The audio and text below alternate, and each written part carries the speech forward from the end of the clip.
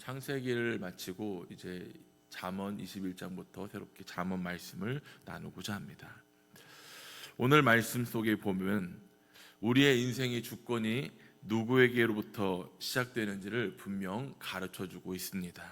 1절 말씀에 보면 왕의 마음이 여호와의 손에 있음이 마치 본류의 물과 같아서 그가 임의로 인도하시느니라. 왕은 세상에서 가장 큰 권력을 가진 사람을 의미합니다. 그의 말 한마디로 나라가 움직이고 그의 결정 하나로 수많은 사람들의 영향을 끼치는 사람이 바로 왕이지요. 그런데 오늘 말씀 속에선 왕의 마음조차 하나님 손에 달려있다고 말씀하고 있습니다. 하나님은 마치 물줄기를 돌리듯 그 마음을 당신의 뜻대로 이끄심을 바라봅니다. 이 말씀이 우리에게 얼마나 큰 위로를 주고 있습니까? 세상의 주도권이 사람에게 있는 것 같아 보이지만 결국 그 모든 것이 하나님 손 안에 있음을 바라보고 있습니다. 하나님의 마음을 돌리시면 강한 왕도 부드러워지고 하나님이 막으시면 능력 있는 사람도 단 한 걸음도 걸어갈 수가 없는 것입니다. 그러므로 두려워할 것은 세상이 아닌 세상을 주관하시는 하나님 한 분뿐임을 우리는 믿음으로 고백할 수 있길 바랍니다. 2절에 보면 사람의 행위가 자기 보기에는 모두 정직하여도 여호와는 마음을 감찰하시느니라 라고 말씀합니다. 우리의 눈에는 내가 그것이 옳아 보인다고 볼 때가 참 많이 있습니다. 또한 나는 최선을 다했어, 나는 이만큼 했고 이것을 잘했다고 생각해 라고 이야기를 합니다. 하지만 하나님께서는 그 잘하여지는 것이나 잘됨보다는 겉이 아닌 그 마음을 보심을 우리는 깨달아야 합니다. 겉은 정직해 보인다 하여도 그 중심이 하나님께로 향하지 않는다면 그 행위를 하나님께서는 결코 받으시지 않으십니다.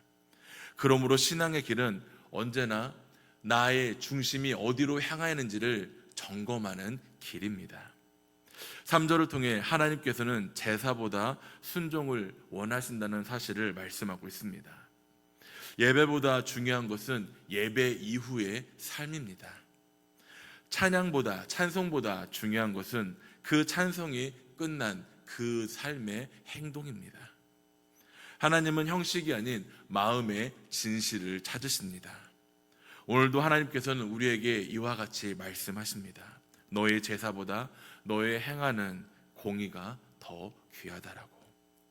삶 속에서 말씀대로 사는 것이 진정한 참된 예배의 모습임을 기억하며 우리 역시 하나님 중심의 삶, 하나님을 나타내는 믿음의 삶이 되기를 간절히 소망합니다.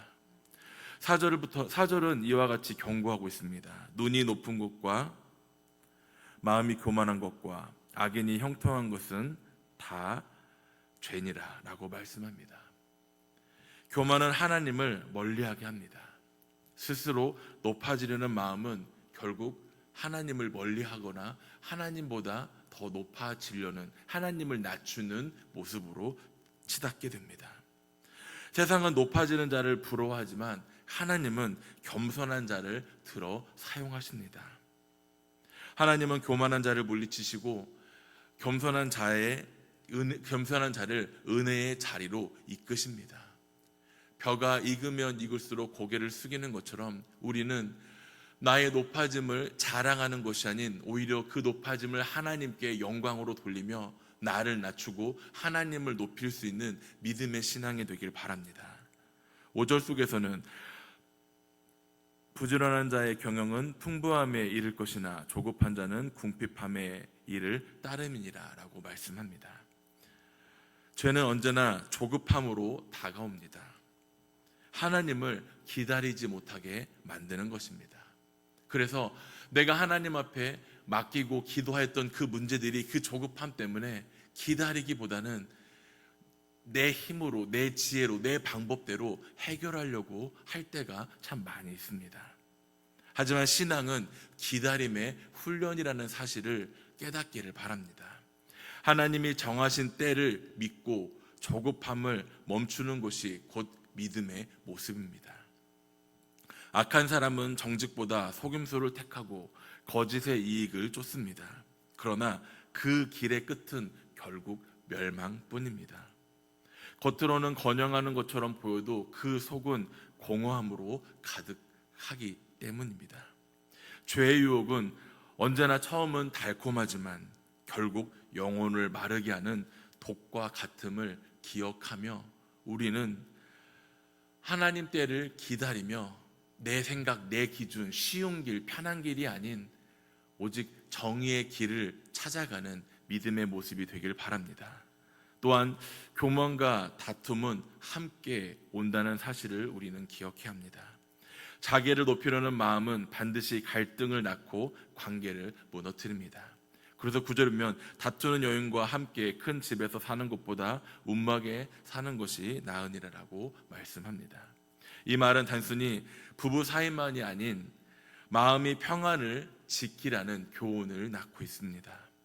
죄의 유혹은 관계를 흔들고 마음을 소란하게 합니다.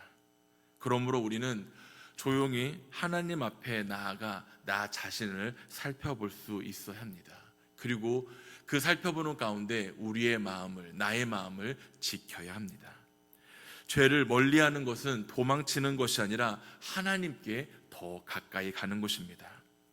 죄를 멀리하려면 우리는 말씀을 가까이 해야 합니다. 죄를 멀리하려면 기도를 더 가까이 해야 합니다. 죄를 멀리하려면 예배를 더 가까이 해야 합니다. 그렇게 할 때 마음의 평안을 얻고 삶이 지혜로워질 것입니다. 오늘 읽었던 말씀의 뒷부분은 이웃과의 관계를 다루고 있습니다. 10절에 보면 악인의 마음은 남의 재앙을 원하나니 그 이웃도 그 앞에서 은혜를 입지 못하느니라라고 말씀합니다. 하나님을 떠난 사람은 언제나 자기 중심적 삶을 살아갑니다.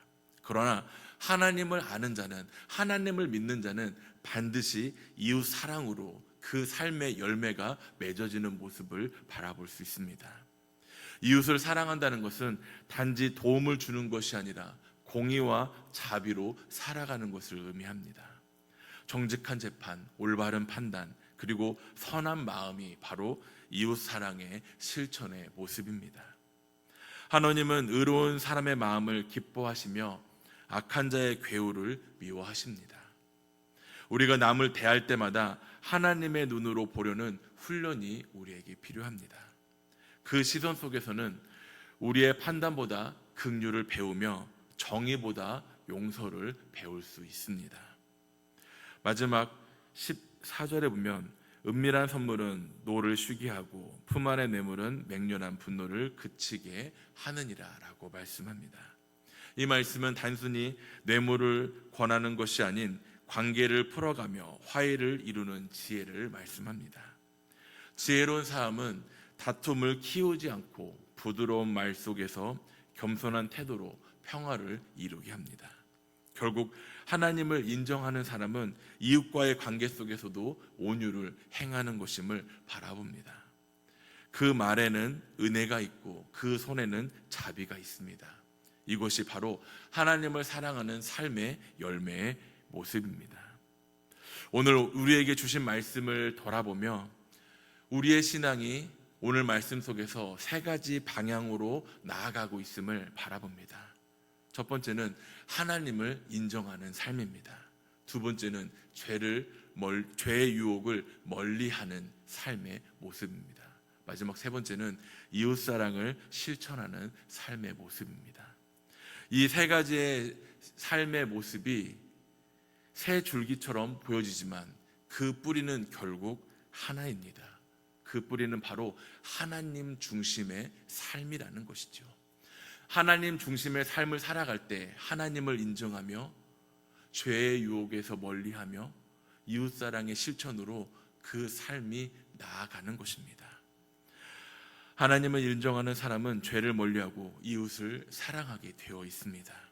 그 새 길이 오늘을 살아가는 우리의 삶 속에서 나타내어지는 삶의 열매의 모습들이 되길 소망합니다. 오늘도 하나님을 인정하는 삶으로 시작할 수 있길 바랍니다. 하나님을 기억하며 하나님을 나타내는 복된 주일이 되기를 소망합니다. 그리고 우리의 마음과 입술이 이웃을 향할 때 그 향하는 마음은 늘 따뜻한 손길이 되기를 바랍니다. 오늘 이 시간에도 하나님 앞에 이렇게 고백하며 나아가길 바랍니다. 하나님께서 나의 길을 인도하여 주시며 나의 뜻이 하나님의 뜻이 될 수 있도록 나의 마음을 붙들어 달라고, 그리고 주님이 우리를 사랑하시는 것처럼 나 역시 이웃을 사랑하며 살아갈 수 있는 내가 되게 해달라고 이 시간 하나님 앞에 그러한 마음으로 고백하며 나아갈 수 있기를 간절히 소망합니다.